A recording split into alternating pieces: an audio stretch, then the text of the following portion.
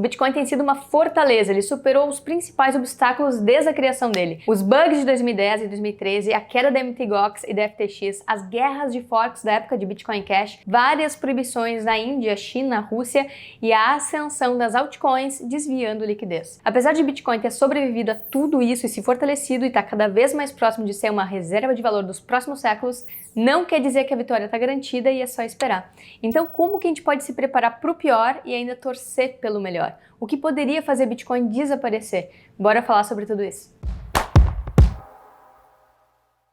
Pensar no fim do Bitcoin é aterrorizante para qualquer Bitcoiner. Parece que toda a esperança que ainda resta no mundo se esvai totalmente. Mas esse é um ótimo exercício de abstração para refletir. Os 3 pontos em que Bitcoin poderia falhar envolvem segurança, descentralização e escalabilidade. Eu vou começar pelas falhas de segurança. Geralmente, as falhas possíveis são as quebras de criptografia do Bitcoin em computadores quânticos e também ataques de 51%.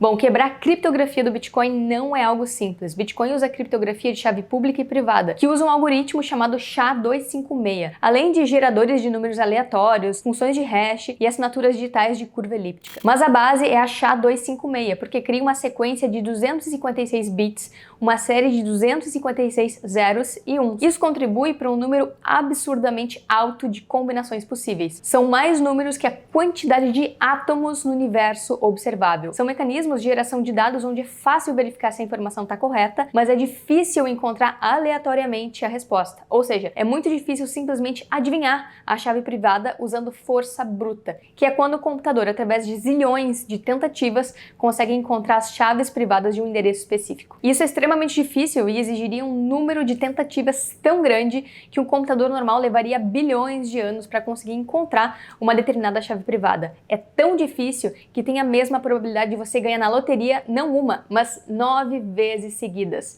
Barbada fazer isso, né? E é aí que surge a história do computador quântico como uma ameaça para o Bitcoin. Só um megacomputador com uma capacidade computacional absurda conseguiria fazer esse tipo de coisa. E essa é uma das grandes esperanças dos haters do Bitcoin, que querem ver ele morto, né? Mas os computadores quânticos não seriam uma ameaça tão grande, porque se eles conseguirem quebrar, por acaso, a criptografia do Bitcoin, vários outros setores, como segurança nacional, bancos, aviões e setores críticos de países, também ficariam totalmente expostos, porque eles também usam esse mesmo tipo de criptografia. Além do que, caso um computador quântico realmente surgisse, o Bitcoin poderia evoluir para uma criptografia quantum resistente. Então, apesar dessa ser uma possibilidade, a gente ainda está longe de ver computadores quânticos como uma ameaça real. E eu falei também mais sobre computadores quânticos nesse vídeo aqui, é só clicar se você quer saber mais a fundo sobre como o Bitcoin sobreviveria a um ataque de computadores quânticos. Outra ameaça à segurança seria um ataque de 51%, ou seja, alguém conseguir ter um poder computacional maior que 51%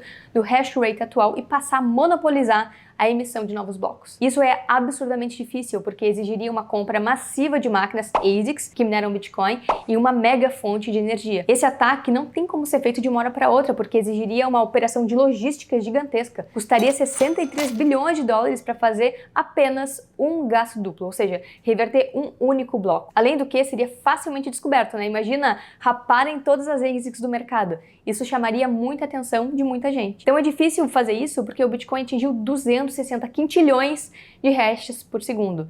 Isso é algo como contar 3 vezes em um único segundo quantos grãos de areia existem no planeta Terra inteiro. É absurdo. Bitcoin é 500 vezes mais potente que o computador mais poderoso que existe hoje. Então atacar a rede Bitcoin não é fácil. Mas por outro lado, se alguém conseguir fazer esse ataque de verdade, né, os nodes também podem escolher não aceitar como válidos os blocos minerados por esse atacante, criando um hard fork na rede. Por isso que é absurdamente difícil e complexo fazer um ataque de 51%, porque os participantes da rede podem escolher não usar essa nova moeda ou essa moeda que foi atacada, esse protocolo que foi atacado. Então, para afetar a segurança do Bitcoin, só acontecendo um cataclisma no planeta Terra e na atmosfera. Inclusive, vários criptógrafos conhecidos, como Nick Szabo e o Ralph Merkle, o inventor das árvores de Merkle, eles alegaram que Bitcoin sobreviveria, inclusive, a uma guerra nuclear.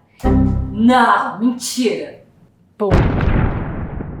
É tipo uma guerra nuclear, tipo, destruindo o planeta inteiro. Ah não, se destruir o planeta inteiro, inclusive a atmosfera, e nada sobrevive, né? Nem Bitcoin, nem tudo que foi inventado Só na as Terra. baratas.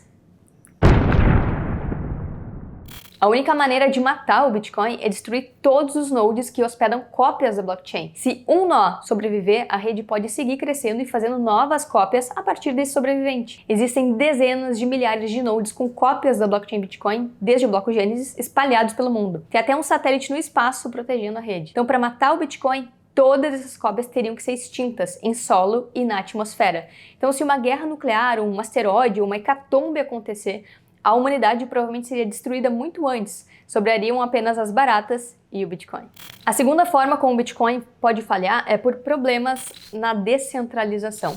Hoje o Bitcoin é a única rede de fato descentralizada porque não tem ninguém centralizando o poder de decisão nas atualizações do protocolo. Os nodes são fáceis de rodar por qualquer pessoa e estão espalhados ao redor do mundo. Ninguém centraliza o hash rate e não tem como impedir que ninguém use a rede Bitcoin. Então, apesar de existirem pools de mineração, eles não controlam as máquinas, que é quem produz de fato o poder computacional. Essas máquinas elas estão espalhadas ao redor do mundo e podem migrar de um pool para o outro facilmente. O pool não controla as máquinas, o hardware. Inclusive, nem é necessário um pool. Mineradores podem produzir hash sozinhos, sem estar conectados a pool de mineração nenhum. Inclusive, uma nova atualização de software de mineração do Bitcoin chamada Stratum V2 vai ajudar a acabar também com esse food aí da centralização dos pools de mineração, que na verdade é só balela de shitcoiner que quer desviar a liquidez do Bitcoin para sua shitcoin favorita.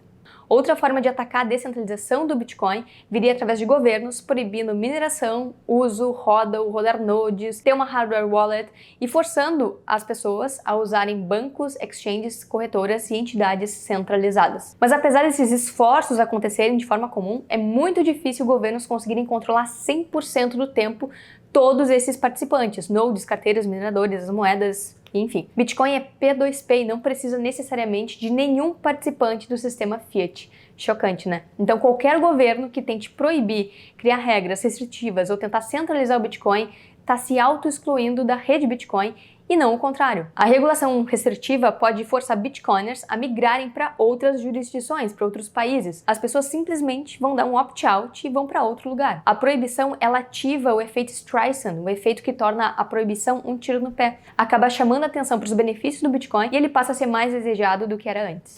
E a terceira forma como o Bitcoin pode falhar é ele não ser adotado. E esse, para mim, é o maior risco que poucos dão bola. Se as pessoas continuarem escolhendo perder poder de compra usando moedas que se desvalorizam, ou pior, usarem outras moedas que simplesmente recriam o sistema fiat, só que com outra roupagem, que é o caso das altcoins, isso sim é uma ameaça para a adoção do Bitcoin.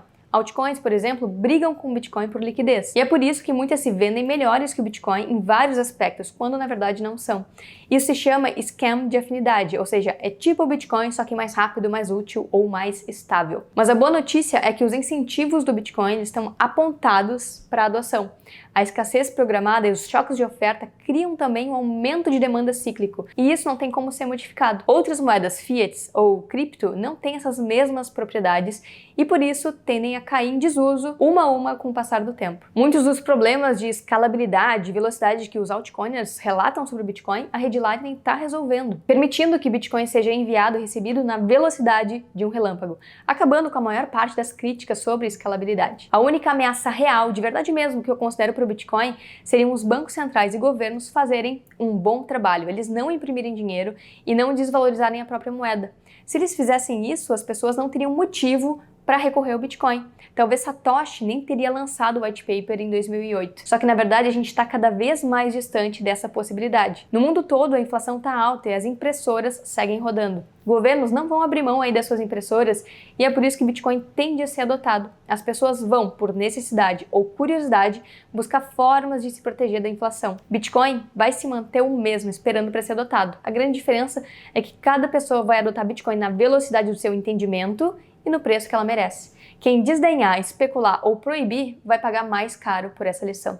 É muito difícil encontrar críticas bem fundamentadas ao Bitcoin sobre as possibilidades reais dele acabar. Muita coisa pode dar errado com o Bitcoin, afinal a gente está só no começo desse processo de adoção.